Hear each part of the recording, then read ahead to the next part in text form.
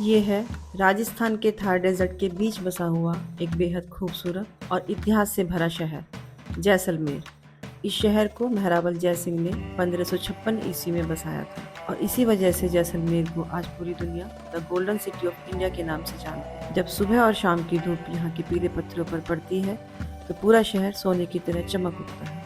जैसलमेर अपने ऐतिहासिक किलों और शानदार विरासत के लिए मशहूर है। यहाँ का सबसे खास आकर्षण है जैसलमेर फोर्ट, जो दुनिया के उन गिने चुने किलों में से एक है जहाँ आज भी लोग रहते हैं। तंग गलियों, पुराने मंदिरों, हवेलियों और बाजारों के साथ ये किला आज भी जीवित इतिहास की तरह महसूस होता है। जैसलमेर की नक्काशीदार हवेलियाँ जैसे पटवों की हवेली और सलीम सिंह की हवेली अपनी फाइन स्टोन कार्विंग और कला के लिए मशहूर हैं। इन हवेलियों के अंदर ऐसे रहस्यमय चीजें भी देखी गई हैं, जैसे डायनासोर के अंडों जैसे फॉसिल स्ट्रक्चर्स, जो कि इस शहर को और भी इंटरेस्टिंग बना देते हैं। यहाँ की आर्किटेक्चर देखकर ऐसा लगता है जैसे पत्थरों में जान हो। शहर के बीचों बीच स्थित गड़ीसर लेक जैसलमेर की खूबसूरती में चार चांद लगा देती है। कभी ये झील पूरे शहर के लिए पानी का मेन सोर्स हुआ करती थी। आज यहाँ शाम के वक्त सूरज डूबते हुए मंदिरों और छतरियों के रिफ्लेक्शन पानी में पड़ते हैं, जो फोटोग्राफी और पीस दोनों के लिए परफेक्ट है। और जैसलमेर के पास से स्थित है कुलधारा, राजस्थान का मशहूर भूतिया गांव। कहते हैं कि एक ही रात में पूरा गांव खाली हो गया था।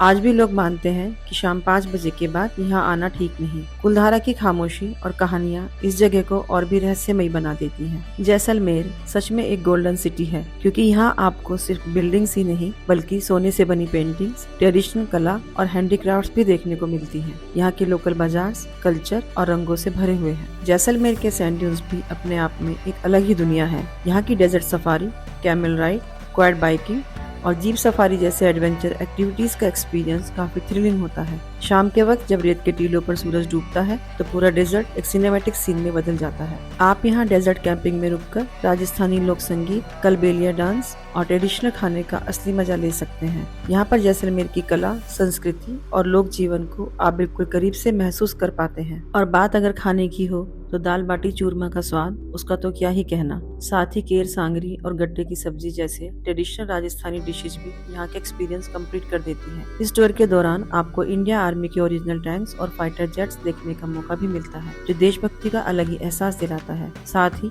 इंडिया पाकिस्तान बॉर्डर को भी यहाँ से काफी नजदीक से देखा जा सकता है। जैसलमेर पहुँचते ही बिना वक्त गंवाए हमने होटल में चेक इन किया। जिस होटल में हम रुके वहाँ की इन हाउस एक्टिविटीज का हमने पूरा मजा लिया। ये सारी एक्टिविटीज सिर्फ इन हाउस गेस्ट के लिए पैकेज में इंक्लूड थी, जिस वजह से स्टे और भी कंफर्टेबल और मेमोरेबल बन गया। सच कहें तो जैसलमेर सिर्फ एक जगह नहीं बल्कि एक एक्सपीरियंस है, जहाँ इतिहास, एडवेंचर, कल्चर और डेजर्ट का मैजिक एक साथ मिलता है।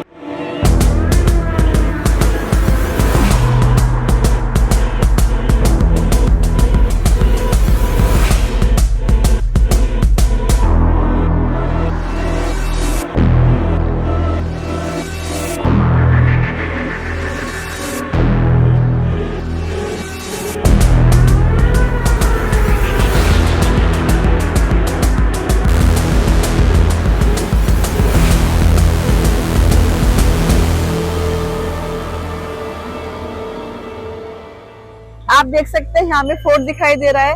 हमारे साथ है यहाँ के गाइड त्रिलोक जी, जो हमें आज पूरा फोर्ट गाइड करेंगे। अभी अपन खड़े हैं जैसलमेर फोर्ट के अंदर। ये जो फोर्ट है ये लाइव फोर्ट है, इसके अंदर रेजिडेंस है 4000 पीपल का।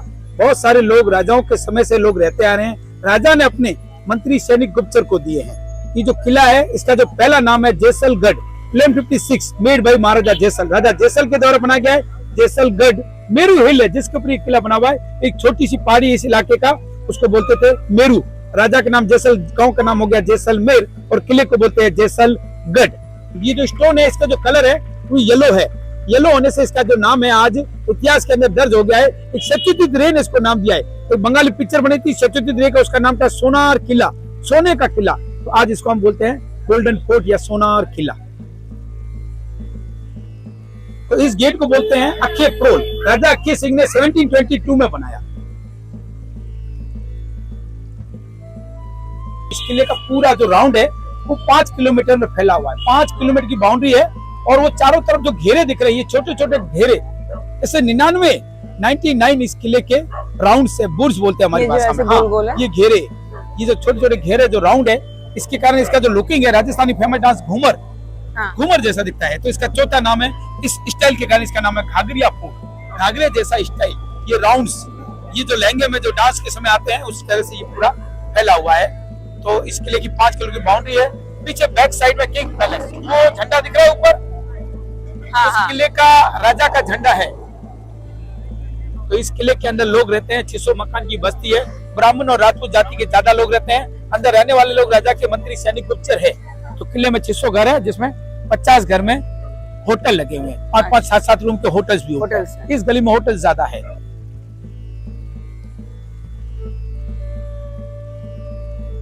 इस किले का सेकंड रास्ता है, इसको बोलते हैं सूरज प्रोल। सबसे पहले सनलाइट पड़ती है, या इसको तोरण द्वार बोलते हैं। सामने तोरण की आकृति का बना हुआ एक पत्थर का डिजाइन है।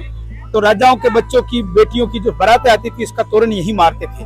यह है बेरी साल बुर्ज। बेरी यानी दुश्मन, साल यानी सजा। राजाओं को उस समय इसमें मौत की सजा दी जाती थी। ये मौत का कुएं के नाम से पहचाना जाता था, बेरी साल बुर्ज।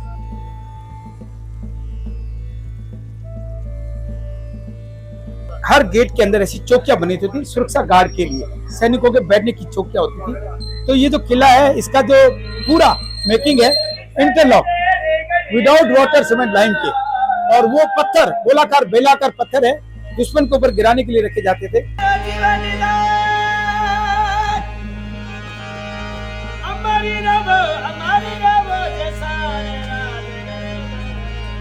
ये जो रास्ता है ये इतना घुमावदार क्यों बनाया गया है? देखिए पुराने समय में ये जो बड़े बड़े गेट है ये हाथी और घोड़ों द्वारा तोड़े जाते थे। तो उनके भागने का शक्ति, पावर को कम करने के लिए रास्ते को टेढ़ा बेढ़ा झिकझक बनाना जरूरी है, क्योंकि अगर सीधा रास्ता शॉर्टकट होगा तो कोई भी आसानी से तोड़ पाएगा। अच्छा, जिससे घोड़े और हाथी का पावर कम करने के लिए, स्पीड कम करने के लिए। तो इस किले का ये तीसरा रास्ता है और इसको बोलते हैं गणेश पुल। देखिए पीछे जो गेट है ये इस किले का लास्ट द्वार है, हम इसको बोलते हैं हवा प्रोल। और पीछे वो बालकनी है गोल वाली, उस बालकनी का नाम है मैसेज बालकनी, सूचना सेंटर। राजाओं के कोई संदेश हो तो बाहर गांव में पहुंचाना हो तो यहाँ ड्रम बजता था।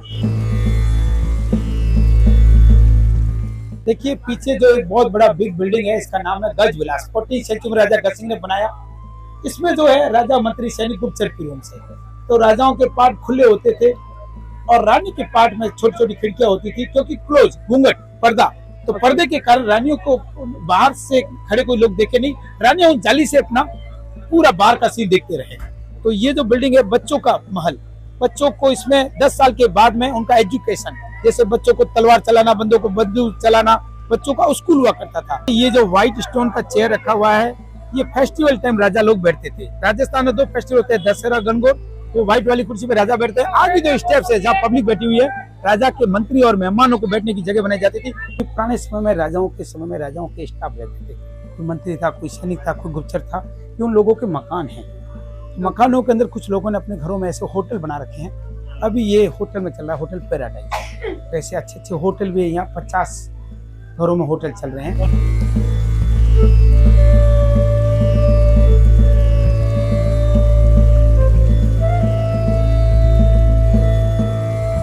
ये किले के अंदर जैन मंदिर है, त्रिलोकी जी, आप बताइए पहले किले के अंदर जैन मंदिर क्यों होते थे? देखिए, बाकी जो किलों में है वो सिर्फ हिंदू मंदिर, चामुंडा, गणेश देवी मंदिर मिलेंगे। इस किले में जैन मंदिर भी है। अब यहाँ जैन मंदिर कैसे बने? यहाँ बहुत सारे जैन लोग रहते थे। ये राजा के समय बिजनेस करते थे, तो पुराने समय में जैनों का ये गांव था। पैसे वाले जैन थे, बिजनेसमैन थे। तो ये मंदिर जैन लोगों ने बनाए हैं। कभी राजा को युद्ध के अंदर, अकाल के अंदर पैसे की आवश्यकता थी तो जैन लोग फाइनेंस करते थे। तो राजा ने अपने मनी बैंक को खुश करने के लिए जगह दी है। इस जैन मंदिर का वेलकम गेट है, हिंदू नाम तोरण द्वार है, पत्थर से बना हुआ, नमस्ते की आकृति में अपना वेलकम करता हुआ पीला पत्थर। इस पत्थर की खासियत ये नरम होता है, इसके ऊपर कार्विंग बढ़िया होती है। ये सॉफ्ट पत्थर है, नरम है, कार्विंग के लिए बढ़िया है, लकड़ी की तरह काम होता है। व्हाइट और ब्लैक पत्थर थोड़े हार्ड होते हैं, उसके ऊपर इजी काम नहीं होगा। व्हाइट है, ये हार्ड होने से टूट जाएगा। ये सॉफ्ट है, नरम होने के कारण इसके ऊपर इजी वर्क होता है और बहुत बढ़िया इसके ऊपर उभर के आता है। ये सब हाथों से हाँ, ये हाथ का काम है। ऐसे देखने में लगेगा लकड़ी, पर लकड़ी नहीं है, पूरा पत्थर का बना हुआ है। ऐसा एक और बताऊंगा जिसमें कलर नहीं है, ये वेजिटेबल कलर और गोल्ड पॉलिश। वो जो मूर्ति है उसमें आंखें खुली हो, श्वेतांबर है, और दिगंबर में आंखें बंद होगी, श्वेतांबर मंदिर है। और ये वस्त्र वाले हैं, यानी कि कपड़े पहने हुए इनके, और दिगंबर में विदाउट क्लॉथ के होते हैं। ये दो चेंजेस होते हैं। ये एक ही पत्थर पे बना हुआ है, सिंगल स्टोन पीस है। इसमें एक सिर है, 5 बॉडी है। एक सिर को 5 बॉडी में जोड़ना है। किसी भी एंगल पे जाओगे, अलग अलग डायरेक्शन की बॉडी के साथ सिर को जोड़ेंगे, अलग अलग पोजीशन बनेगी।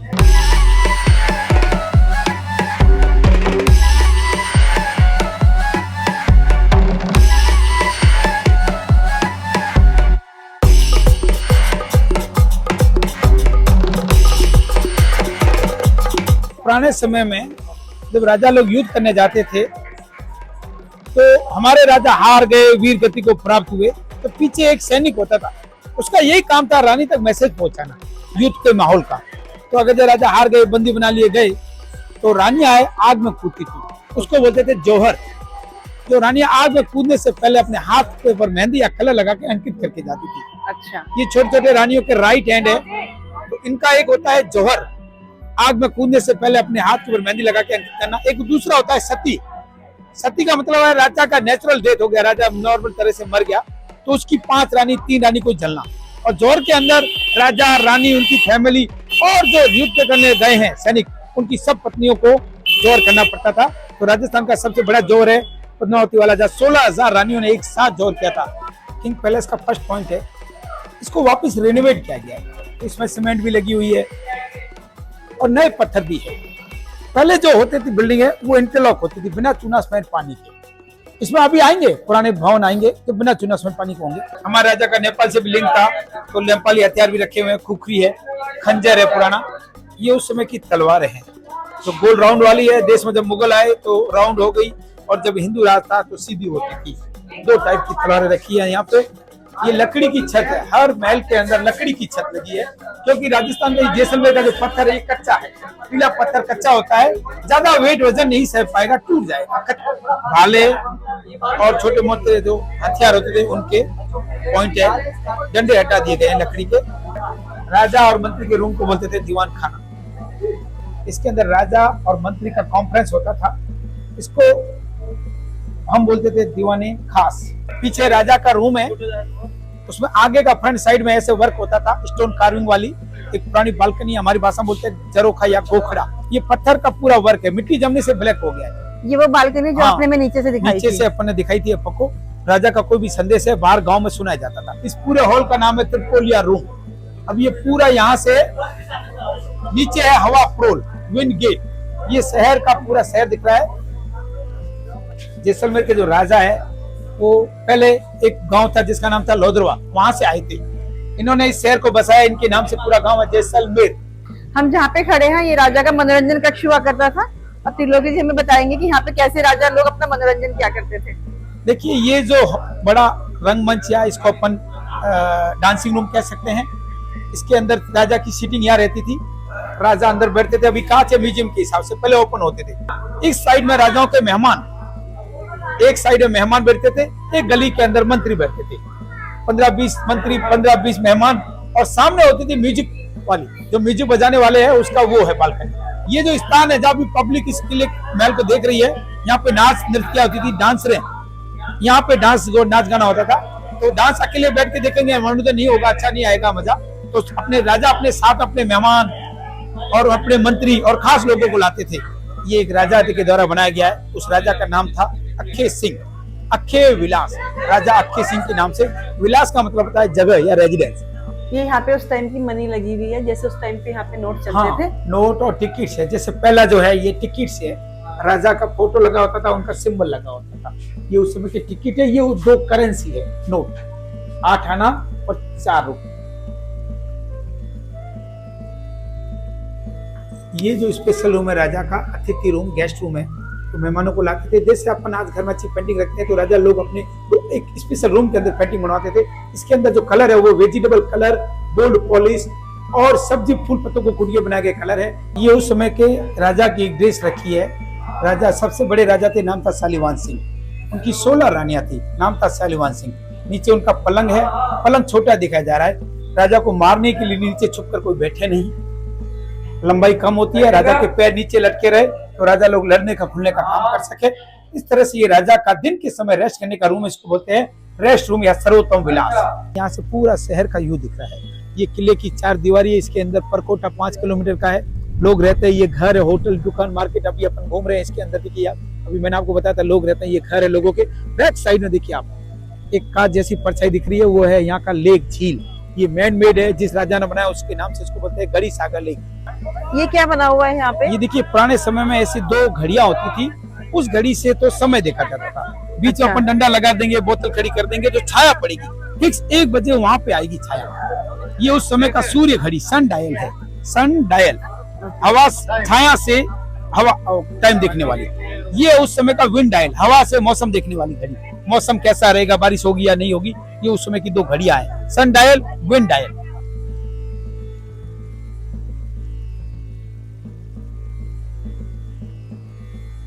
यहाँ से रानी का महल स्टार्ट होता है। जो अभी अपन ने पीछे बैक साइड में देखा, वो पूरा राजा, मंत्री, सैनिक, गुप्तचर के रूम थे। कोई राजा रानी के कमरे नहीं आए। पत्थर के ऊपर बना हुआ जैसलमेर के किले का नक्श लुक है। पूरा किला है वो इस तरह से इंडिया के मैप की तरह दिखने वाला है। जैसे इंडिया का नक्श मानचित्र होता है वैसा दिखाई देता है। एक रानी का नाम था हेत, उसके नाम से हेत विलास। महारानी कक्ष है छोटा सा। इस रूम के अंदर राजा, रानी और बच्चों का एक मीटिंग होता था। मतलब इसको हम बोलते हैं मनोरंजन कक्ष। राजा बच्चे यहाँ इकट्ठे होते थे रानियों के साथ में। उनका मनोरंजन के लिए गेम होते थे, शतरंज आती। ये पूरे गलियों में रानियों के महल है। बीच में छोटे छोटे स्टेप्स है जहाँ पे आग आदि रख के मसाला रखने की जगह होती थी। ये वाले 2 पॉइंट देखिए आप। ये है रानियों का सजने का कमरा, रूप महल, रानी का श्रृंगार कक्ष।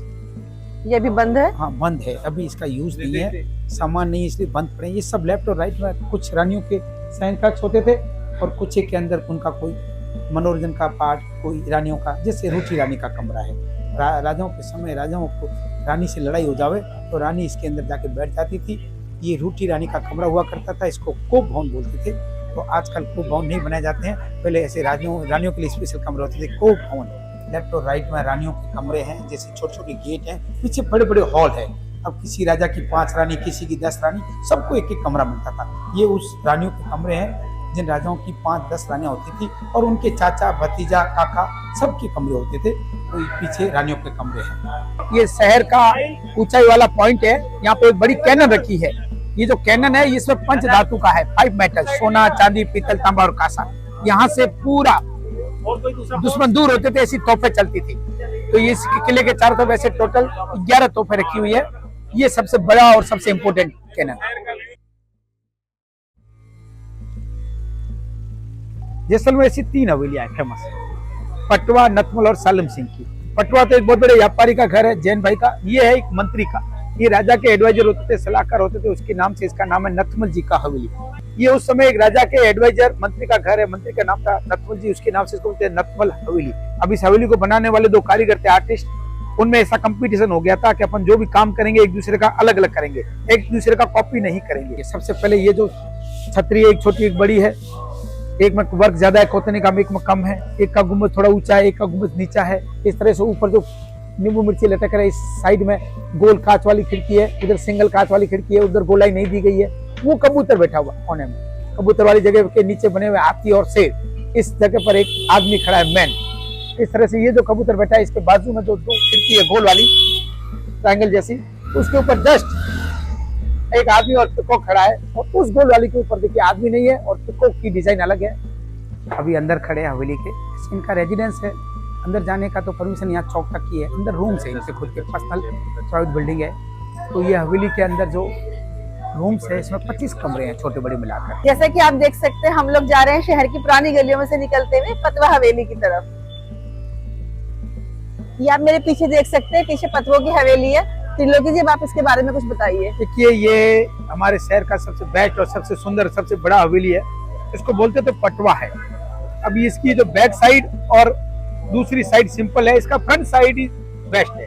5 बाई का 5 बिल्डिंग है, एक बिल्डिंग उस गेट से लेके और यहाँ तक कबूतर बैठा यहाँ तक, यहाँ से लेके यहाँ तक ये दूसरी बिल्डिंग, ये तीसरी ये है जो अभी बंद पड़ी है, चौथी के अंदर रेजिडेंस है, कपड़े सूख रहे, और 5वीं लास्ट। इस तरह से 5 भाइयों की 5 बिल्डिंग है। 1860 में बनी है, 150 ईयर्स ओल्ड। नाम क्या है? पटवा। पटवा का मतलब होता था पुराने समय में जो कपड़े के ऊपर मोती का, सोने के ऊपर मोती का काम करते थे उसको बोलते थे पटवा। तो पटवा ना कोई नाम है ना कोई जाति है, पटवा इज द वर्क। मोती के काम करने वालों को पटवा कहते थे। उसका घर है, पटवा जी का घर। हमारे बड़े घर को बोलते हैं हवेली। इसके 2 काम धंधे थे, एक काम धंधा था मोती का और दूसरा काम था अफीम बिजनेस, ओपीएम। ये लोग यहाँ से चाइना, अफगानिस्तान, सिंध, कराची, पाकिस्तान में अफीम के व्यापारी थे। सिल्क रूट के समय ये हवेली काफी फेमस थी। ये जो जैन लोग हैं, ये बापना जैन है, ये लोग सोना, चांदी, कपड़ा और खाने पीने की चीजों का लेन देन करते थे ऊंट के ऊपर। अफीम का मार्केट बंद हो गया, गवर्नमेंट ने रोक लगा दी, तो ये लोग अपने पैसे लेके चले गए कलकत्ता, सूरत, मद्रास, बॉम्बे, बड़े शहरों में जाकर अपना व्यापार करने लगे। सालम सिंह का हवेली है, राजा के एडवाइजर थे, सलाहकार। जिन घरों के आगे हाथी बने वो सिंबल होते हैं, वो मंत्री का घर। हाँ, ये 1825 में बनी है। अब कहते हैं कि हमारे यहाँ एक रात में 84 गांव खाली हो गए, 84 विलेज, इस व्यक्ति के अत्याचार के कारण। ये रात को उनको लूटने जाता था, उनके पैसे छीनना, उनके साथ गंदा व्यवहार करना, वो लोग परेशान हो गए। तो समझाते हैं जब रास्ते में बीच में गांव आता है कुलदरा, जिसको हॉन्टेज विलेज कहते हैं, हॉन्टेज विलेज, तो ये एक ही रात में यहाँ पर 84 गांव खाली हुए हैं। जैसा कि आप देख सकते हैं हम पहुंच चुके हैं कुलधारा विलेज में, जिसका जिक्र हमने थोड़ी देर पहले किया था। कुलधारा विलेज राजस्थान के जैसलमेर डिस्ट्रिक्ट में स्थित है, जो कि जैसलमेर फोर्ट से लगभग 18 किलोमीटर की दूरी पर है। इस गांव की स्थापना 13वीं शताब्दी में पालीवाल ब्राह्मणों ने की थी। पालीवाल ब्राह्मण बहुत बुद्धिमान, व्यापार और खेती में बहुत माहिर थे। ये लोग पानी का एडवांस सिस्टम जानते थे और कम पानी वाले इलाकों में भी खेती कर लेते थे, इसलिए ये गांव बहुत समृद्ध और सुव्यवस्थित माना जाता था। और सबसे बड़ी राज की बात यह है कि 1825 के आसपास कुलधारा और आसपास के 83 गांव एक ही रात में खाली हो गए। कहते हैं उस समय जैसलमेर का एक शासक यहाँ के लोगों पर बहुत टैक्स लगाता था और यहाँ की बेटियों पर बुरी नजर रखता था। उसने धमकी दी थी कि यदि उसकी बात नहीं मानी गई तो गांव पर ज्यादा कर लगा दिया जाएगा और वे गांव की लड़कियों से जबरदस्ती शादी कर लेगा। और एक रात में गांव का उजड़ना, इसी अत्याचार से बचने के लिए गांव के ब्राह्मणों ने इस गांव को एक रात में छोड़ने का फैसला किया और कहते हैं पूरा गांव रात के अंधेरे में चुपचाप निकल गया। आइए जानते हैं श्राप क्या था। इस गांव में जो भी बसेगा उसका विनाश होगा और कोई भी यहाँ सुख से नहीं रह पाएगा। इसके बाद कभी कोई यहाँ परमानेंटली नहीं बसा। कुछ लोगों ने रहने की कोशिश की पर वो भी फेल हो गए। क्या वाकई में आपको लगता है कुलधारा विलेज हॉन्टेड है? आज भी कई लोग मानते हैं यहाँ रात को अजीब अजीब आवाजें आती हैं, चलने के निशान दिखते हैं, बिना वजह घबराहट महसूस होती है, लेकिन इसका कोई स्पेसिफिक प्रूफ नहीं है। ये सब ज्यादातर लोक कहानियों और अनुभव पर आधारित है। और ये है आज का कुलधारा। कुलधारा आर्कियोलॉजिकल सर्वे ऑफ इंडिया के अंदर आता है। ये एक प्रोटेक्टेड हेरिटेज साइट है। दिन में टूरिस्ट आ सकते हैं लेकिन रात में यहाँ रुकना मना है। यहाँ के टूटे घर, खाली गलियाँ और सन्नाटा मिलकर इस जगह को और भी रहस्यमयी बना देते हैं। कुलधारा सिर्फ एक उजड़ा हुआ गाँव नहीं, बल्कि वो कहानी है जहाँ हिम्मत ने अत्याचार के आगे झुकने से इनकार कर दिया। सच क्या था ये आज भी एक राज है, लेकिन कुलधारा की खामोशी आज भी बहुत कुछ कह जाती है। कुलधारा विलेज सिर्फ एक टूरिस्ट स्पॉट नहीं, बल्कि राजस्थान की हिस्ट्री का एक अनोखा चैप्टर है। यहाँ की खामोशी खुद में एक कहानी सुनाती है। अब आप लोग कमेंट में बताएं आप क्या मानते हो, यह गांव श्राप की वजह से खाली हुआ या किसी और सच के कारण?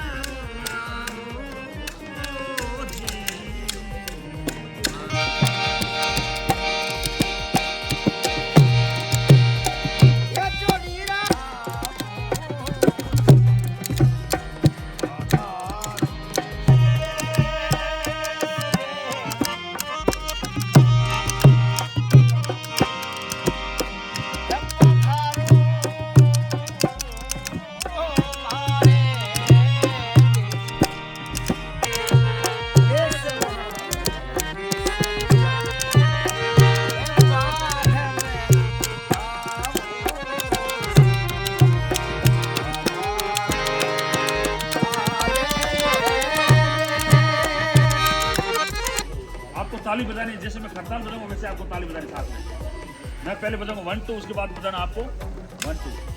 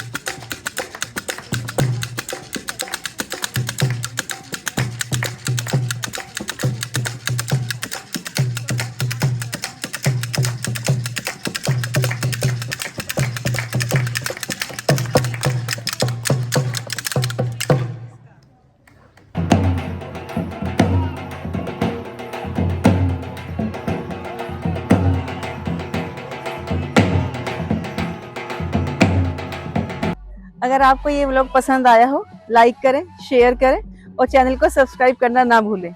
मिलते हैं नई जर्नी में नई कहानी के साथ, क्योंकि हर सफर एक कहानी छोड़ जाता है।